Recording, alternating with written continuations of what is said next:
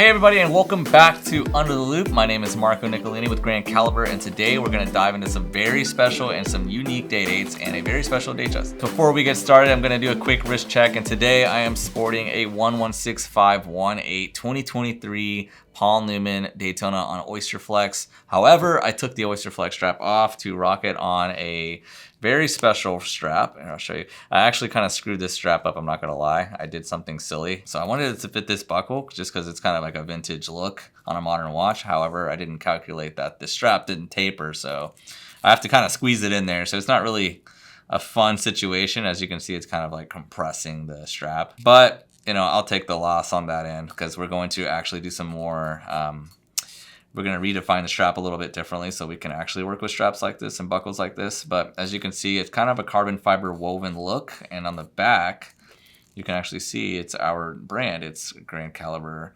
It's a Grand Caliber leather strap that we'll be offering you guys here very soon.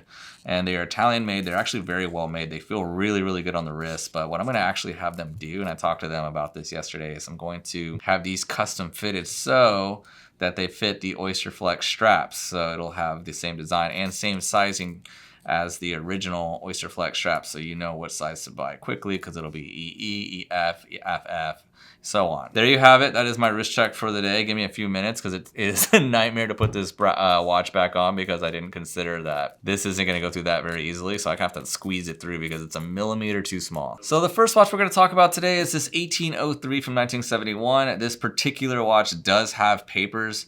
I don't have them here with me, but I will explain the papers with this watch as it's very unique. And what's really cool about it is it's double punched. So you have the punched papers or warranty papers, and you have the Rolex booklet that kind of explains the watch and goes over the details and the workings of the watch. That is also mated to the serial number of the watch by being punched in the very back. So when you open the booklet and you go to the very back page, you'll see the reference number and the serial number that's punched into the back. So it's really cool. So you kind of have 2 points of validation for this said watch, and you know, it's very hard to find 1803 lately with papers, as a lot of them get sold quickly. But let's talk about this watch for a second, as it's very special.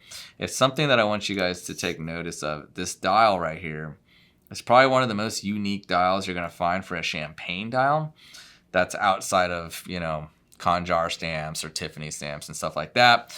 This is just going to be a plain champagne dial, but if you notice the markers here, these are what's called wide boy dials. Basically, the markers are very, very wide. They look really cool. They're very prominent in nature. So when you look at them, they actually match the minute hand and the second hand. I'm sorry, the minute hand and the hour hand look kind of like the markers. So that is something that, you know, you don't see too often, and they are pretty rare. They do kind of command a little bit of a premium for that, especially this one being, you know, all correct. It matches the range for the serial number. So, you know, 71, they were doing, you know, a lot of kind of interesting things with these dials. A lot of experimentation, I would say. And this is one that, you know, you don't see at all in the later series, and you don't see them at all in the 18038s and so forth, the single quicks and the double quicks. So very beautiful. Obviously, this watch is for sale. We'll talk about market price. Market price on this watch right now is probably going to be around $15,000 to $18,000, but we will officially price this watch out on our website. So make sure to look for it on our website or contact me directly. I'll be happy to work with you. The next watch we have is a same deal. It is a President yellow gold 18038 quick set. So it's a single quick set. It's not a double quick set. This means this watch is going to be from roughly late 70s all until like late 80s. But this one is really unique as it is a diamond dial, but there's something a little bit more extra to it. This is what is called the lemon dial. And the reason they call it a lemon dial is because, you know, obviously because it is kind of lemon colored, and it's not a sunburst dial. It's kind of a flat lemon color, which means, you know, you don't really have a sunburst effect at all. You have a really nice matte, rich lemon color on these dials. These are very rare and very sought after. You know, market prices for these can range pretty wildly high for what it is. You know, typical day dates, you're gonna find them roughly anywhere from $15,000 to $18,000 for a really nice single quick. But this one, being that it's lemon dial, anything with Rolex and lemons always seem to go up a lot. So this one could be around $25,000 to $28,000. They're like I said, they're very hard to find, especially different ones have kind of a different grade of lemon.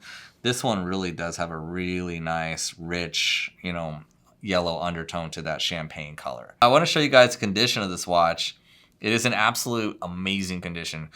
Keep in mind, this watch is older than me, and I'm 34 years old. So, you know, if you just look at the play of the bracelet, case width is very, very strong. The lugs are very strong. It's not over polished by any means. You know, the bracelet's very strong. There's not a lot of play, which is good. You don't want a lot of play in these bands. I've you guys seen in the past, I've shown you guys some watches that have had a lot of play.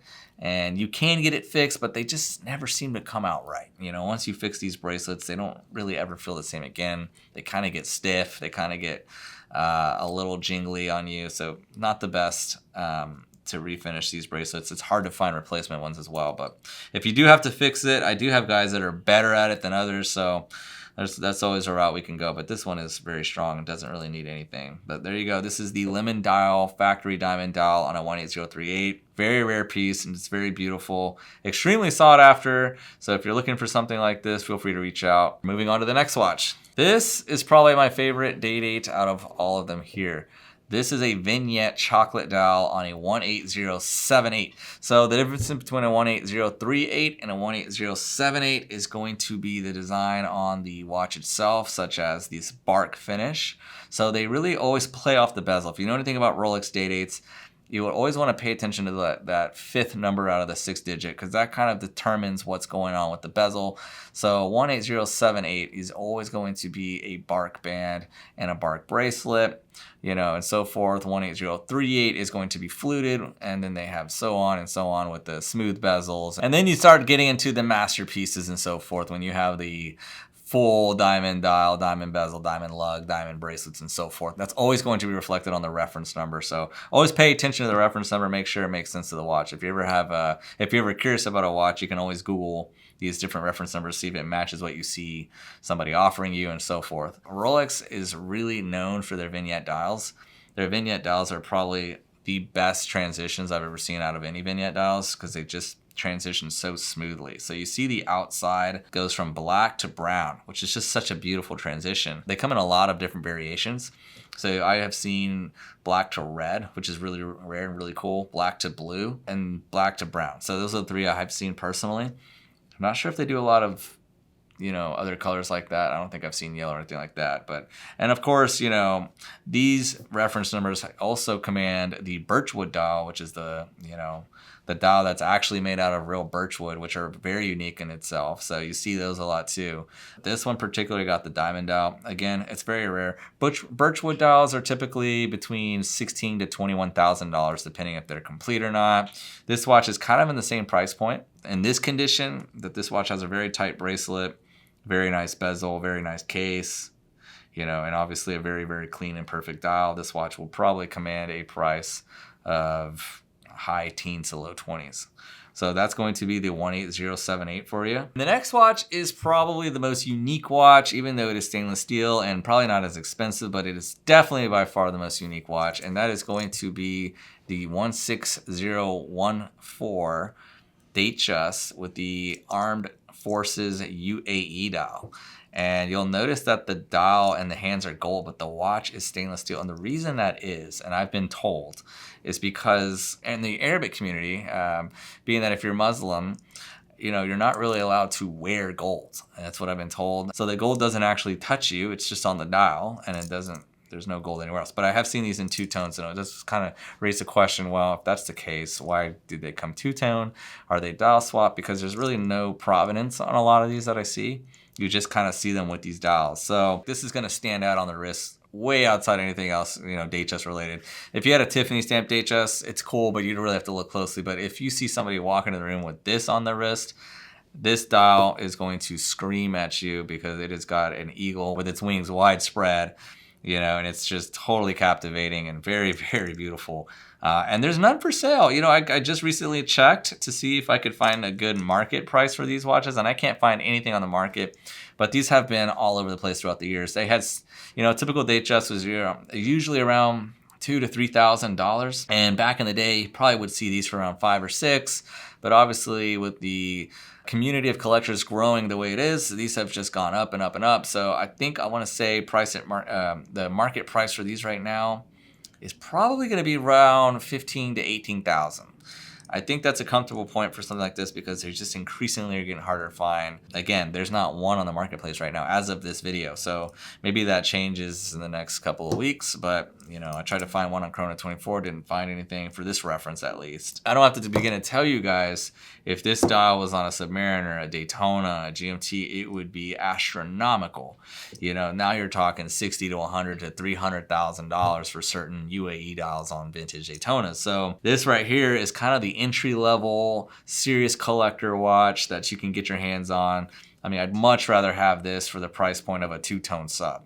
You know, this right here is just so special. You won't find another one in the room with you. So if you're considering something for that price point, definitely look into this watch because you'll never see another one on the wrist. I mean, I can't tell you how many times I go out and about and I see two-tone subs, GMTs, etc. You see them everywhere. But this, you're not going to see. So that's going to wrap it up for the UAE Armed Forces dial. Again, very beautiful. Definitely give this one a look if you're considering anything special. This is a move right here. That's going to be it for this episode, guys. I hope you enjoyed it. Don't forget to like, comment, subscribe, hit that bell for me. Definitely let me know in the comment section which one of these four was your favorite. And of course, if you have any questions regarding any of these watches, feel free to reach out directly to myself or reach out to any of our sales guys through grandcaliber.com. Thank you guys so much.